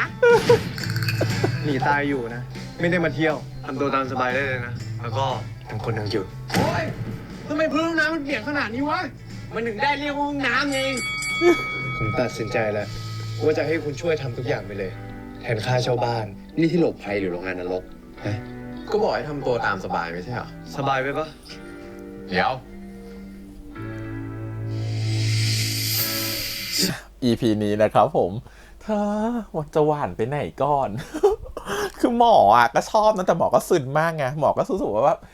ไม่บอกหรอกว่าชอบไม่พูดเลยว่าขอโทษไม่พูดเลยขอบคุณสุดท้ายต้องมาพูดขอโทษกับขอบคุณตอนท้ายเนาะเดี๋ยวพูดไพ่ก่อนละกันตอนนี้มันเป็นไพ่ชื่อว่า judgment เนาะเป็นไพ่ judgment แล้วก็ไพ่ judgment เนี่ยมันปรากฏออกมาตอนที่เขาเห็นภาพเนาะว่าหมอจะโดนแทงนะและตัวของน้องอินของเราเนี่ยอินทุเนี่ยเขาก็เหมือนกับว่าหยิบไพ่เปิดขึ้นมาแล้วก็เจอ judgment เนาะคำว่า judgment เนี่ยอันที่เขาเปิดขึ้นมาแล้วเขารีบมาช่วยตัวของหมอทับฟ้าเนี่ยจริงๆแล้ว judgment ไม่มีหลายความหมายนะครับผมแต่รู้สึกว่าความหมายที่เขาเอามาใช้ใน EP เนี่ยคือความหมายที่เหมือนกับว่าเป็นเสียงเรียกของโชคชะตาคือ judgment เนี่ยมันแทนการที่เราได้ยินอะไรบางอย่างเกี่ยวกับโชคชะตานะครับผมเหมือนกับเป็นโชคชะตาที่เราต้องมาเจอกันโชคชะตาที่ต้องไปช่วยเหลือใครสักคนหนึ่งนะครับผมแล้วว่าจุดตรงนี้คือจุดสำคัญมากๆที่เขาเอาไพ่ใบนี้ขึ้นมามันเลยเหมือนกับว่ามันเป็นหน้าที่ของตัวของอินที่เป็นโชคชะตาที่เขาต้องเข้าไปช่วยเหลือใครสักคนหนึ่งไปเยียวยาใครสักคนหนึ่งไปช่วยเหลือตัวของหมอทับฟ้าเขาเลยตัดสินใจที่จะออกจากบ้านแล้วก็ไปถึงคอนโดของหมอทับฟ้าเนาะอันนั้นคือสิ่งหนึ่งแต่การที่เป็นไพ่ประจำ EP เนี่ยมันหมายความว่าตัวของ judgment เนี่ยมันแทนการเยียวยาด้วยเราจะเห็นว่า EP ทั้ง EP เนี่ยจะเห็นการเป็นเรื่องของการเยียวยาเนาะเราจะเห็นตัวของอินทูเนี่ยนอนโรงพยาบาลไปเกือบจะ3 พาร์ทและของ EP นี้เนาะนอนอยู่ในโรงพยาบาลเยียวยารักษาอาการเจ็บป่วยต่างๆนะครับผมรวมถึงการบอกกล่าวบอกต่อเป็นลางบอกเหตุเป็นการสื่อกลางแล้วมันล่ามาถึงการที่ว่าคำพูดเปลี่ยนชีวิตครับปกติ judgment เนี่ยมันจะแทนคำหนึ่งที่เหมือนกับว่าคำพูดที่เปลี่ยนแปลงหรือคำพูดที่ให้กำลังใจอะไรบางอย่างหรือสิ่งที่มันทำให้เราต้องตัดสินใจครั้งสำคัญEP เนี่ยมันคือการตัดสินใจครั้งสำคัญที่ตัวของหมอทับฟ้าเนี่ยตัดสินใจว่าจะไปอยู่แม่ฮ่องสอนเนาะแล้วคนที่มาพูดให้เปลี่ยนใจให้หมอทับฟ้าเปลี่ยนใจนั่นก็คืออินทุซึ่งพูดในช่วงสุดท้ายตอนที่เป็นประโยคไคลแม็กซ์ของ EP นี้แล้วก็ทำให้ตัวของอินทุร้องไห้เนาะนั่นคือประโยคที่ว่าคุณเป็นหมอรักษาคนได้นั่นแหละแต่ฉันน่ะเป็นหมอดูฉันกลับช่วยใครไม่ได้เลยทั้งที่ฉันรู้ว่าคนจะตายประโยคนี้เป็นประโยคที่แฮมพูดตอนเทเลอร์เลยพี่แฮมชอบมากๆเพราะมันลิงก์กับความเป็นตัวของพี่แฮมมากๆเนาะในเหตุการณ์บางเหตุการณ์ที่ในฐานะที่พี่แฮมเป็นหมอดูด้วยมากกว่านั้นคือประโยคที่มันมาก่อนหน้านั้นน่ะเป็นประโยคที่ทรงพลังกว่าซึ่งมันไม่อยู่ในเทเลอร์แล้วเพิ่งจะมาได้ยินในตอนนี้นะฮะนั่นคือการที่ว่าตัวของเขาเขาบอกว่าเขาเป็นหมอดูถูกไหมหมอทำอะไรก็ดูถูกไปหมดเลยแต่พอหมอดูแค่พูดมันก็คือผิดเหรอคือมันดูไม่เป็นเรื่องจริงใช่ไหมมันดูไม่มีเหตุผลใช่ไหมและมากกว่านั้นคือการที่ตัวเขารู้สึกว่าการได้ปกป้องใครสักคนหนึ่งกับคนที่ไม่ได้แคร์ว่าจะตายหรือไม่ตายมันสำคัญมากๆนะเว้ยเพราะว่าเขาเสียพ่อแม่มาแล้วเราว่าประโยชน์ตรงนี้คือสำคัญตรงที่ว่าเราไม่รู้มาก่อนว่าการจากไปของพ่อแม่ของอินทูเป็นยังไงแต่มันทำให้รู้ว่าอินทูใน EP นี้เขาเคยฝันนิมิตมาก่อนแล้วเขาก็เคยไปจะเตือนพ่อแม่แล้วแต่พ่อแม่จะไม่ฟังเขาสุดท้ายพ่อแม่เกิดอุบัติเหตุแล้วก็จากเขาไปมันเลยเหมือนกับแบบมันเป็นปมในใจเขามาถึงตัวของทัพฟ้าว่าช่วยฟังเขาสักครั้งได้ไหมเนาะแล้วการที่คุณจากไปพ่อแม่กับการที่คุณไม่ยอมฟังในสิ่งที่เขาเห็นและพ่อแม่จากไปคนที่อยู่จะผ่านไปแต่ละวันมันเจ็บขนาดไหนขณะที่ตัวหมอทับฟ้าเองคิดแต่หลักเหตุผลผมเป็นหมอนะผมช่วยชีวิตคนนะทำไมผมต้องมาเจอกับเรื่องซวยๆแบบนี้มันก็ไม่รู้หรอกเนาะว่าความที่เราเป็นหมอไปเกี่ยวแข้งเกี่ยวขาใครหรือเปล่าถูกปะแต่ความซวยมันมาถึงตัวแล้วแต่คุณกลับไม่รักชีวิตของคุณเองเพราะคุณบอกว่าก็จะตายก็ปล่อยมันตายไปอย่าไปยุ่งกับมันคุณอย่ามาเสี่ยงแทนผมทำไม จริงๆหมอทับฟ้าก็คือเป็นห่วงตัวของอินนั่นแหละแต่หมอทับฟ้าคือปากแข็งไงพูดไม่เป็นพออธิบายไม่เป็นว่าเป็นห่วงเนี่ยมันก็เลยทำให้สารที่ส่งออกไปอ่ะมันถูกเปลี่ยนออกไปเป็นเหมือนกับว่าคุณเห็นแก่ตัวคุณไม่ได้สนใจว่าชีวิตนี้จะตายหรือไม่ตายแต่เราไม่รู้หรอกนะว่าจริงๆแล้วตัวทับฟ้ามีประเด็นกับที่บ้านยังไงเพราะมีเรื่องของพ่อของเขาอยู่เนาะว่าที่เพิ่งผ่านเรื่องพ่อมาได้และถ้าทับฟ้าเป็นอะไรไปเนี่ยที่บ้านคงพังแน่ๆเลยเราไม่รู้เขามีปัญหาอะไรกับพ่อเขามาก่อนเรื่องยังไม่ได้เล่าแต่เก็บไว้ก่อนไม่เป็นไรแต่ตรงนั้นมันน่าจะเป็นประเด็นอย่างหนึ่งว่าตัวหมอทับฟ้าเขาไม่ค่อยได้แคร์เท่าไหร่ว่าเขาจะเป็นอะไรหรือไม่เป็นอะไรแต่สิ่งที่ตัวของอินเนี่ยพูดขึ้นมาทำให้ตัวของทับฟ้าฉุกคิดว่าคุณเป็นน่ะอะไรขึ้นมาคนที่บ้านจะห่วงคนไหนแม่คุณจะห่วงคนไหนทอดาวจะห่วงคนไหนเขาจะเสียใจแค่ไหนเขาจะผ่านในแต่ละวันไปได้ยังไงฉันน่ะผ่านมาก่อนฉันรู้ว่ามันจะเป็นยังไงและประโยคเนาะที่เหมือนกับว่าตัวของอินบอกว่าผมแค่เป็นหมอดูมันเลยกลายเป็นเสือกใช่ไหมคุณเป็นหมอคุณรักษาคนอะไรคุณทำอะไรก็ไม่ผิดแต่เขาเป็นหมออ่ะหมอดูอ่ะมันผิดเหรอประโยคนี้มันทัชกับพี่แฮมมากๆตั้งพี่แฮมเคยเล่าเรื่องนั้นไปแล้วเนาะว่ามันทัชกับพี่แฮมยังไงที่บอกว่าเราเห็นคนจะตายแต่เราช่วยไม่ได้พอเจอประโยคนี้เข้าไปมันยิ่งทัชขึ้นไปอีกว่าบางครั้งอ่ะการที่เราเป็นหมอดูอ่ะมันดูเหมือนเป็นหมอเดาเนาะพอเราพูดอะไรออกไปอ่ะสิ่งที่มันเกิดขึ้นคือมันดูเป็นแบบแค่คิดอ่ะมันไม่ได้เกิดขึ้นจริงอ่ะมันเลยดูเหมือนทุกอย่างผิดไปหมดเลยอันนี้มันเป็นสิ่งที่เกิดขึ้นจริงกับการทำนายนะครับผมเราไม่ได้บอกว่าลูกดวงจะเชื่อหรือไม่เชื่อเราไม่รู้หรอกแต่ความรู้สึกคือมันจะมีทั้งคนที่เชื่อแล้วก็ไม่เชื่อแล้วเราก็ไม่ได้บอกว่าสิ่งที่เราพูดเนี่ยมันต้องเป็นแบบนั้นไปตลอดเนาะแต่ที่สำคัญคือถามว่ามีความเดาอยู่ในนั้นไหมไม่มีความเดาอยู่แล้วแต่เราอ่านไปตามไพ่เนาะเราก็เดาถามว่าเดาไหมมันก็คือการเดาตามไพ่อะมันคือการอ่านในสิ่งที่ไพ่มันบอกออกมาเราไม่ได้มโนออกมาว่ามันคืออะไรเพราะฉะนั้นน่ะเราก็ต้องอ่านแต่ไอ้ไพ่มันจ่อมาแล้วมันจะแม่นไม่แม่นเราไม่รู้หรอกแต่ที่แน่ๆคือประโยคที่ของอินน่ะพูดอ่ะมันโคตรจะอินกับเราตรงที่ว่าบางครั้งอ่ะสิ่งที่เราเตือนอ่ะมันเป็นสิ่งที่ทำให้มันเกิดขึ้นหลังจากนั้นหากลูกดวงไม่ได้ทำตามแล้วเราจะรู้สึกเสียใจมากๆเลยอ่ะว่าเวลาเหมือนกับว่าสิ่งที่เราเตือนไปแล้วมันเกิดขึ้นแล้วอ่ะแล้วลูกดวงเราทำให้มันเกิดขึ้นพอลูกดวงไม่ได้ฟังที่เราพูดอ่ะมันจะเหมือนกับแบบบางทีมันเหมือนกับแบบเรามีแค่หน้าที่เหมือนที่ judgment เป็นเนาะไพ่ judgment คือเรามีหน้าที่แค่บอกต่อเรามีแค่หน้าที่แค่ส่งสารน่ะมันจบแค่นั้นเราไม่มีหน้าที่จะไปช่วยเหลือใครมากกว่านั้นแล้วมันเป็นสิ่งที่ทำให้การดูดวงของเราในช่วงแรกมันเขวมากๆมันเหมือนกับแบบเราบอกไปแล้วเขาก็ไม่ได้ฟังเราสุดท้ายเขาก็เกิดเรื่องแบบนั้นแล้วมันก็มีปัญหาขึ้นมาตามที่เราคิดจริงๆมันเหมือนกับว่าเรารู้อยู่แล้วเราก็ทุบไปตามเขาแต่พอหลังๆเราเริ่มจะเข้าใจได้ว่าเราไม่สามารถจะไปขวางใครได้เนาะเหมือนที่ถ้าจริงๆแล้วอ่ะตัวของอินน่ะ ถ้าหมอทับฟ้าไม่เข้าใจอินทุถ้าหมอทับฟ้าไม่ได้รักอินทุไม่ได้ชอบอินทุอ่ะเราว่าเขาก็ไม่ฟังหรอกสิ่งที่มันจะเกิดขึ้นก็คือด้วยความไม่เชื่อของเขาสุดท้ายมันก็จะพาไปซึ่งความตายหรือสักอย่างหนึ่งอยู่ดีแล้วมันก็จะกลายเป็นตัวไม่ใช่แค่ครอบครัวของทับฟ้าที่เสียใจแต่จะกลายเป็นอินทุที่เหมือนกับว่าอีกครั้งแล้วสินะที่ฉันปกป้องใครไว้ไม่ได้เนาะมันคล้ายๆกันแต่ถ้าเปลี่ยนจากเรื่องความตายเป็นเรื่องอื่นๆแล้วกันมันจะเหมือนกับอีกครั้งแล้วสินะที่เราปกป้องเขาจากสิ่งนั้นไม่ได้มันเป็นความรู้สึกผิดอย่างหนึ่งเนาะมันเป็นความรู้สึกแบบเราเอาสิ่งนั้นมาติดอยู่กับตัวเราตอนแรกๆเป็นนะฮะตอนหลังๆพี่แคมก็ไม่ค่อยแคร์แล้วคือมันก็เหมือนที่อินทูบอกแหละว่าไม่ใช่ business ของฉันไม่ใช่เรื่องของฉันมันเป็นเรื่องของคุณเนาะคุณจะไปที่ไหนหายไปจากโลกไปไหนก็เรื่องของคุณแต่มันเป็นเรื่องของฉันเพราะว่าคุณจะมาอยู่บ้านฉันแค่นั้นเองนะครับผมก็เลยพอหลังๆเราในฐานะหมอดูก็เลยเข้าใจในจุดตรงนั้นแต่จุดที่มัน impact ต่อมานั่นคือประโยคนั่นแหละว่าคุณเห็นความตายคุณเป็นหมอคุณช่วยได้แต่ผมเห็นคนกำลังจะตายผมกลับช่วยอะไรไม่ได้เลยเพราะผมบอกไม่ได้จริงๆแล้วจรรยาบรรณหมอดูอ่ะสิ่งที่อินทูทำอยู่ตอนนี้ผิดจรรยาบรรณหมอดูนะฮะจรรยาบรรณหมอดูอ่ะคือการที่เราไม่สามารถที่จะทำนายความตายได้เราไม่สามารถทำนายให้คนแบบเลิกกันได้ไม่นู่นนี่ไม่ควรความตายเป็นสิ่งหนึ่งที่อยู่ในข้อห้ามของการทำนายนะฮะเพราะฉะนั้นเนี่ยมันเลยบอกได้แค่ว่าเห็นแต่มันไม่สามารถจะบอกไปได้ว่าคุณจะเป็นอะไรนั่นคือความอัดอั้นของหมอดูเราเชื่อว่าคนที่เป็นหมอดูหลายคนก็เคยเป็นแบบนี้พี่แฮมเจอเคสแบบนี้มาไม่ต่ำกว่า10เคสที่จะรู้ว่าไม่ใช่ลูกดวงเราจะตายเนาะแต่รู้ว่าคนรอบๆตัวเขาจะมีคนตายหรืออาจจะเป็นคนสำคัญหรือจะเป็นพ่อแม่เขาจะเสียแต่เราพูดอะไรออกไปไม่ได้เลยบางครั้งถ้าเขาไม่ถามก็ไม่เล่าด้วยนะฮะแต่ถ้าเขาถามก็อาจจะบอกไปว่าในทางที่มันซอฟต์หน่อยกว้างๆหน่อยเราจะไม่บอกแบบเจาะจงให้เขาได้เอะใจว่าเอ๊ะ จะเกิดอะไรขึ้นกับคนที่เขารักหรือเปล่าเราจะไม่พูดแบบเชิงนั้นเลยเพราะว่าแค่บางทีแค่เราพูดนิดนึงอ่ะมันก็ไปสะกิดต่อมความคิดเขาแล้ว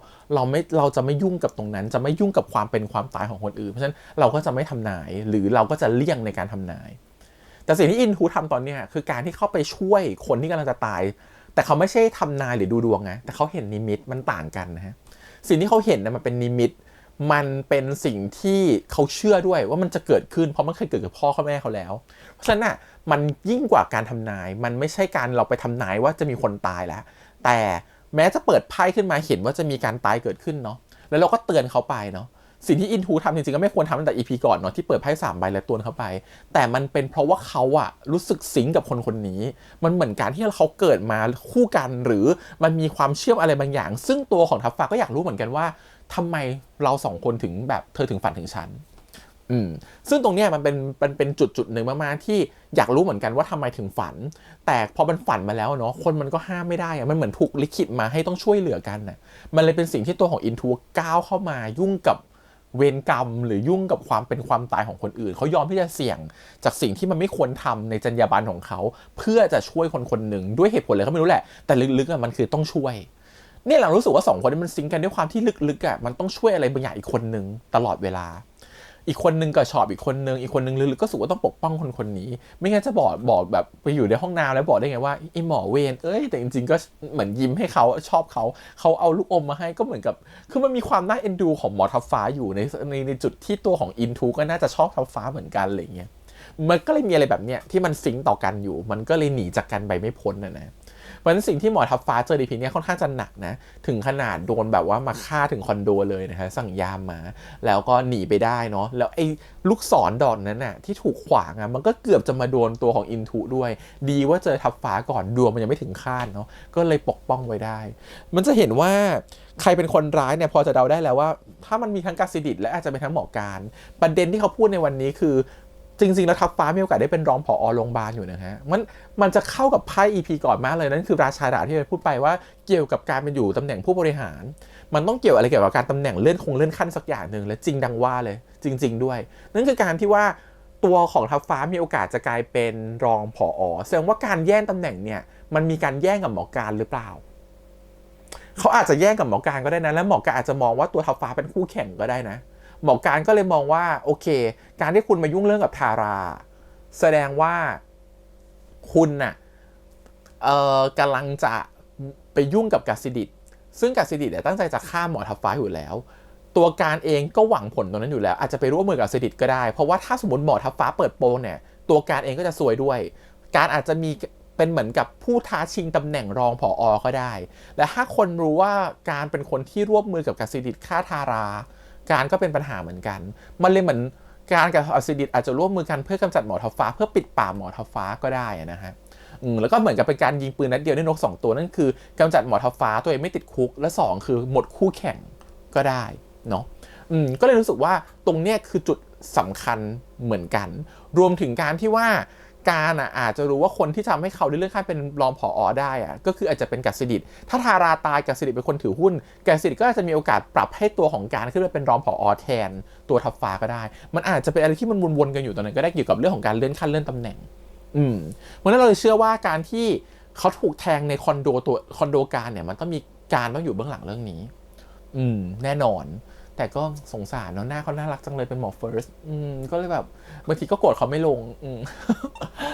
ก็นั่นแหละนะครับผมเพราะฉะนั้น EP นี้มันทำให้เห็นว่าความตายมันอยู่ใกล้ตัวมากๆตอนนี้ตัวของทัฟฟ้าโดนหลายอย่างมากแล้วก็เหมือนคนที่จะมาแบกรับแทนมันคือการเป็นอินทูโดยที่ไม่ตั้งใจโดยที่แบบอยากจะช่วยแล้วเขามาแบกแทนซึ่งทัฟฟ้าก็รู้สึกว่าฉันไม่โอเคกับที่เธอต้องมาช่วยฉันนะแต่มันก็ยังไงลึกๆก็รู้สึกว่าการที่เขามาช่วยก็ดีเหมือนกันรู้สึกอุ่นใจขณะเดียวกันตัวของทัฟฟ้าเองไปช่วยตัวอินทูก็รู้สึกว่าการมีทัฟฟ้าอยู่ก็อุ่นใจเหมือนกันมันเป็นความอุ่นใจซึ่งกันและกันแต่มันเป็นมวลที่ไม่ยอมบอกออกไปแบบคนปากแข็งทั้งคู่เนาะแต่จริงๆสิ่งที่ทัฟฟ้าแค่พูดเรื่องคำว่าขอโทษพูดเรื่องขอบคุณมันก็ทำให้ตัวของอินทูใจอ่อนได้แล้วจะเห็นว่าอินทูเบาลงเลยเนาะแต่แค่ตะโกนว่าขอโทษนะเพราะว่าตั้งแต่เหตุการณ์มันเกิดเรายังไม่ได้ยินคำขอบคุณจากตัวของทัฟฟ้าเลยเนาะว่าขอบคุณนะที่มารับมาผลักเราจนล้มแล้วตัวเองมารับแทนตัวเองเขาก็เลยไม่ถูกรถชนอะไรอย่างเงี้ยแล้วก็ไม่ได้พูดด้วยว่าขอโทษที่ไม่เชื่อเขาอะไรอย่างเงี้ย คืออยากจะดูแลเขาอยากจะปกป้องเขาแต่ปากมันแข็งไงปากมันหนักมันกลัวเสียศักดิ์ศรีอะไรบางอย่างมันก็เลยไม่กล้าพูดออกไปแต่จริงๆดูแลเขาอย่างดีเลยนะมันออกไปผ่านการกระทำหมดโดยคิดว่าจะสื่อถึงเขาได้แต่บางครั้งนะฮะคำพูดมันสำคัญกว่าการกระทำมันเหมือนกับไพ่ judgment เลยฮะการกระทำไม่สำคัญเท่าคำพูดนะ judgment เป็นไพ่ที่ต้องบอกกล่าวนะเป็นไพ่ที่ต้องส่งเสียงเนาะเพราะฉะนั้นการส่งเสียงบางครั้งมันไปถึงหัวใจมากกว่าการที่คุณกระทำให้เห็นเนาะงั้นแค่พูดว่าขอบคุณขอโทษเนี่ยมันอาจจะดูง่ายกว่าที่คิดไว้ตั้งเยอะแต่บางทีมันก็ยากเหลือเกินในการที่จะทำกับใครสักคนหนึ่งในวันที่รู้สึกว่าบางทีเราก็เขินนะที่จะพูดสิ่งนั้นออกไปเหมือนที่ทับฟ้าเป็นอะไรเงี้ยสุดท้ายก็ EP หน้าร่วมโผจมท้ายเป็นแม่ห้องสอนด้วยกันเนาะ2 คนก็เดี๋ยวคงต้องลาครอบครัวไปอยู่ด้วยกัน2 คนคราวนี้แหละความรักจะบังเกิดของจริงละเพื่อนๆเริ่มแซวแล้วทั้งโรงพยาบาลก็ต้องแซวหูแล้วเธอบอกแค่มาปกดูแลขนาดเนี้ยมานู่นนี่นั่นเจาะเข็มน้ำเกลือเธอทั้งวอร์ดเนี่ยเขาต้องเมาส์กันอยู่แล้วว่าหมอทับฟ้าจีบคนนี้หรือเปล่าหรือคนนี้เป็นแฟนหมอทับฟ้าหรือเปล่าเมาส์กันทั้งโรงพยาบาลแล้วฉันว่ามันดูแลดีเกินแล้วต้องบอกเลยนะปกติคนเจาะเข็มน้ำเกลือเนี่ยไม่ค่อยเป็นหมอมาทำหรอกเพราะว่านางพยาบาลเขาเจาะเก่งอยู่แล้วส่วนใหญ่เป็นนางพยาบาลทำเองบางทีหมอบางคนเจาะเข็มเจาะเลือดอย่างเงี้ยเก่งสู้นางพยาบาลยังไม่ได้เลยพวกฉีดยาพวกเจาะเลือดเนี่ยบางที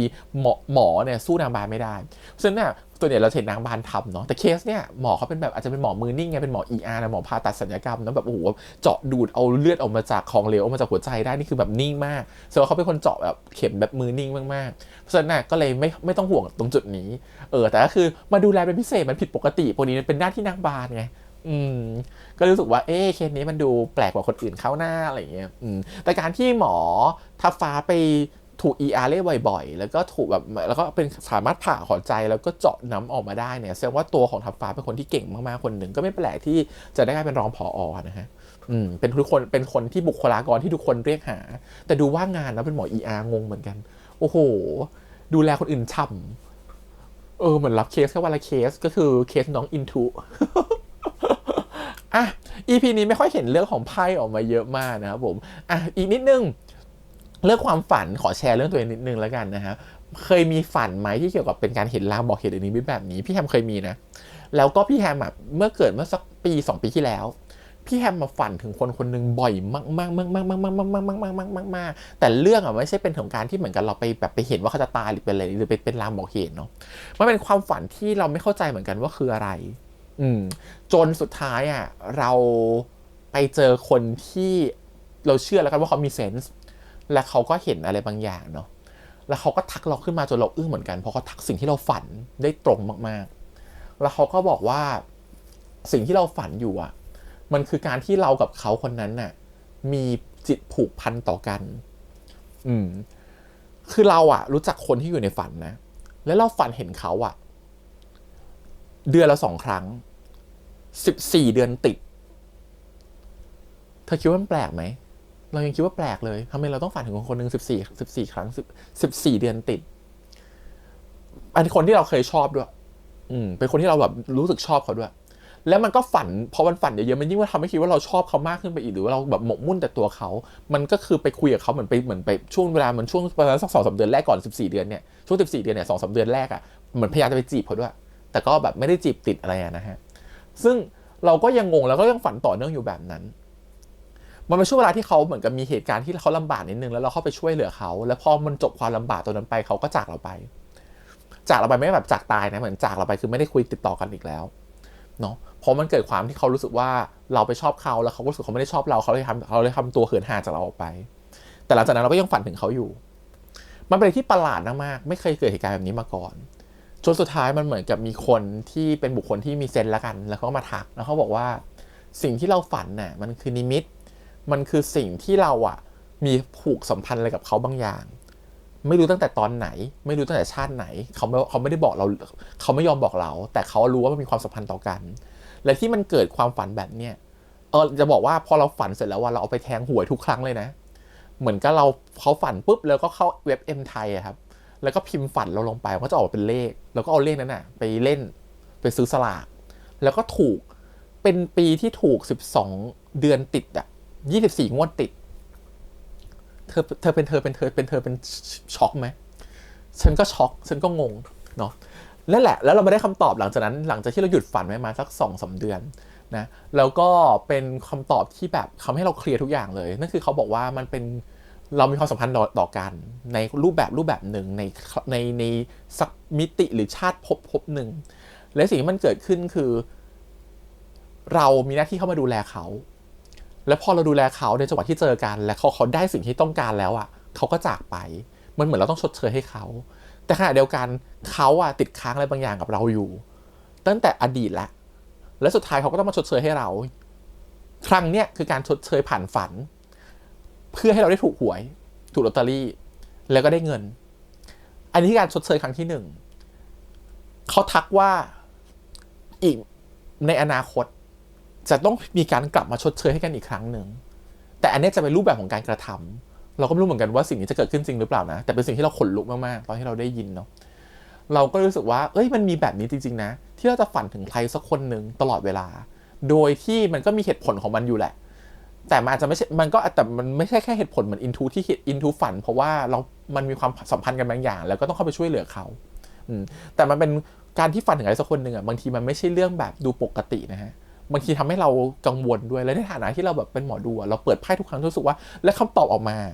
ความน่ากลัวคือมันขึ้นมาเป็น judgment อย่างเงี้ยหลายครั้งมากนะฮะ judgment มันคือลางบอกเหตุบางอย่างมันคือสิ่งที่มีความสัมพันธ์ต่อกันมันเป็นไพ่เวรกรรมด้วยนะ judgment น่ะฉะนั้นมันทำให้เรายิ่งเชื่อในสิ่งที่เขาทักเราและพอเราดูเหตุการณ์เนี่ยมันเหมือนว่าเราเลยอินมากๆกับสิ่งที่ตัวอินทุเขาฝันถึงทับฟ้าแล้วก็เปิดมาได้ไพ่ judgment เหมือนกันรู้สึกว่านี่แหละคือสิ่งที่มันมีความหมายในฐานะหมอดูคนหนึ่งอ่ะการที่เราทำอะไรแบบเนี้ยมันมีความหมายนะฮะแล้วเราก็รู้สึกว่าเราก็เชื่อในสิ่งที่เราเห็นและยิ่งเขาเป็นคนที่เคยมีลางอยู่แล้วอ่ะเขาต้องเชื่อในสิ่งที่เขาเห็นอยู่แล้วเขารู้สึกว่าการที่เขาได้ปกป้องตัวทับฟ้ามันคือหน้าที่เขารูปแบบหนึ่งเหมือนที่หมอมีหน้าที่ในการดูแลคนไข้นั่นแหละนี้ต้องชมนะว่าซีรีส์ทำในพาร์ทนี้ของหมอดูได้ดีนะคือเขาไม่ได้ดูถูกหมอดูว่าหมอดูผิดเนาะแต่เขาเล่นประเด็นว่าทำไมสิ่งที่หมอดูทักมันดูกลายเป็นเรื่องไร้สาระทั้งที่จริงๆแล้วอ่ะบางครั้งมันอาจจะเป็นเรื่องที่สำคัญก็ได้บางครั้งหมอดูอ่ะมันเหมือนจะเป็นหมอดาวก็จริงนะฮะแต่การที่หมอดูเขาทักอะไรไปบางครั้งอ่ะมันคือการทำให้คุณเนี่ยบางทีเปลี่ยนและทำให้คุณดีขึ้นเปลี่ยนแล้วทำให้คุณสบายใจขึ้นมันทำให้คุณออกจากทุกข์ได้ง่ายขึ้นมันคล้ายๆกับจิตแพทย์ที่คอยรักษาคนไข้อ่ะแต่การที่คุณจะเดินไปหาหมอจิตแพทย์มันอาจจะยากแต่การที่คุณเดินหาหมอดูมันจะง่ายกว่าหมอดูอาจจะมีหน้าที่คล้ายๆแบบนั้นก็ได้คือทำให้คุณหลุดออกมาจากความทุกข์ของอะไรบางอย่างทำให้คุณมีกำลังใจในการทำบางสิ่งทำให้คุณได้มีความตระหนักและไม่ประมาทในการใช้ชีวิตเราว่าอย่างน้อยๆอ่ะถึงเราไม่ได้เป็นหมอในการให้ยาคนไข้อ่ะในการรักษาโรคเฉพาะเจาะจงอ่ะแต่มันก็คือการที่อย่างน้อยเราได้ช่วยเหลือคนคนหนึ่งอ่ะเขามีทางในการไปต่อกับบางสิ่งได้ง่ายขึ้นเขามีความตระหนักรู้ในตัวเองและป้องกันและรู้สึกว่าตัวเองจะไม่ประมาทมากขึ้นในการใช้ชีวิตเพราะฉะนั้นเรารู้สึกว่านี่แหละคือสิ่งที่มันเป็นหน้าที่ของหมอดูที่มันดูเป็นเรื่องไร้สาระนะแต่สำหรับเรารู้สึกว่าในสิ่งที่เราดูแลคนหรือลูกดวงมาไม่ต่ำกว่า 500-600 คนเรารู้สึกไม่ต่ำเรารู้สึกว่าเราได้ช่วยเหลืออะไรบางอย่างกับเขาอะแล้วทุกคนก็จะกลับมาฟีดแบ็กว่าขอบคุณที่ได้ช่วยอะไรบางอย่างกับเขามันเป็นอะไรที่แบบโคตรจะรู้สึกว่ามีความสุขในฐานะที่เหมือนเราไม่ใช่เป็นหมอที่รักษาคนไข้เนาะแต่เราเหมือนกับเราได้เข้าไปช่วยแก้ไขอะไรบางอย่างให้เขามีชีวิตที่ดีขึ้นมันเป็นจิตวิญญาณหมอดูบางอย่างซึ่งคนน่ะไม่เข้าใจและก็อาจจะบางคนที่มองโดยมีความไม่เข้าใจอ่ะก็จะมองว่าสิ่งที่เราทำอ่ะมันเป็นเรื่องไร้สาระโคตรจะอินกับอินทุเลยว่าเป็นแบบนั้นเพราะฉะนั้นการที่เขาเขียนบทอินทุมาได้แบบเนี้ยการที่เขาปรับบทมาต้องยอมรับว่าทีมงานเข้าใจความเป็นหมอดูได้แบบมากๆเลยระดับหนึ่งแล้วก็ไม่ได้ทำให้ดูว่าหมอดูมันแย่ในภาพลักษณ์ในซีรีส์กับทำให้หมอดูดีขึ้นนะครับผมกับการดูซีรีส์เรื่องนี้เรื่องการแสดงต้องชมน้องๆ2คนเนาะฉากสุดท้ายนี่อิมแพคมากๆเนาะทั้งตัวของจิมมี่แล้วก็ซีเล่นด้วยกันคือการแสดงเขาพัฒนาขึ้นเรื่อยๆเลย2คนนี้เนาะเล่นดีกันขึ้นเรื่อยๆตอนลาสไวไลท์ก็ว่าดีแล้วตัวนี้ดีถูกอิมแพคมากสิ่งที่ตัวของซีเขาเล่นน่ะเขาเล่นด้วยจิตวิญญาณเขาเล่นด้วยเหมือนกับการใส่อารมณ์ลงไปการเป็นตัวละครตัวนั้นจริงๆมันทำให้เวลาเขาโกรธเวลาเขางอนเขาน้อยใจเขาสะบัดตัวมันออกมาทางกล้ามเนื้อออกทางสีหน้าออกทางแววตาหมดเลยเจ๋งมากๆแล้วจิมมี่ก็คือรับออกมารับได้ดีมากๆคือสิ่งที่ซีส่งมาจิมมี่ก็ส่งกลับไปด้วยความขอโทษที่มันแบบกระแทกแรงๆแต่มันคือการขอโทษที่แบบมันโคตรจะมาแบบมันเป็นการแสดง ยอมรับเหมือนที่จิมมี่พูดเลยว่าเขาอ่ะไม่ได้เอาความเป็นหมอมาเล่นซีรีส์เรื่องนี้นะแต่เขาเอาความเป็นนักแสดงมาเล่นซีรีส์เรื่องนี้แต่เป็นนักแสดงที่เป็นหมอเฉยๆเพราะฉะนั้นพาร์ทของหมอก็ทำได้ดีอยู่แล้วแต่พาร์ทของหมอที่ต้องเข้าใจคนที่เป็นหมอดูตรงหน้าด้วยต้องเข้าใจคนที่เป็นคนไข้ของเขาต้องเข้าใจสิ่งที่ตัวของอินทูเป็นที่เป็นผู้ป่วยในการดูแลของเขาและปัญหาในชีวิตในอดีตของเขาที่มันเกิดขึ้นมาจะทำให้เขาสะท้อนกลับมาหาตัวเขาในตอนนี้อะไรเงี้ยความมีเหตุผลของเขาอุดมการณ์ของความเป็นหมอของเขามันถูกสั่นคลอนด้วยอะไรบางอย่างนั่นแหละมันคือการที่เขาเอาจิตวิทยานักแสดงลงไปเล่นเป็นหมอครับไม่ใช่เป็นหมอที่เล่นนักแสดงที่เป็นนักแสดงคือเราว่าตรงนี้คือสิ่งที่ซีและจิมมี่ทำได้ดีและจิมมี่สามารถจะแยกแยะได้ว่าพาร์ทนี้ของเขาคือพาร์ทของการเป็นนักแสดงนะเล่นดีมากประมาณนี้ครับผมกับทำนายไทยทัพ My Magic Prophecy นะครับติดตามต่อสัปดาห์หน้าวันนี้ประมาณนี้ขอบคุณอีกครั้งฝากกดไลค์กดแชร์กด Subscribe ติดตามได้4 ทาง YouTube Instagram Twitter แล้วก็ Facebook วันนี้พี่แฮมไปก่อนนะครับบ๊ายบาย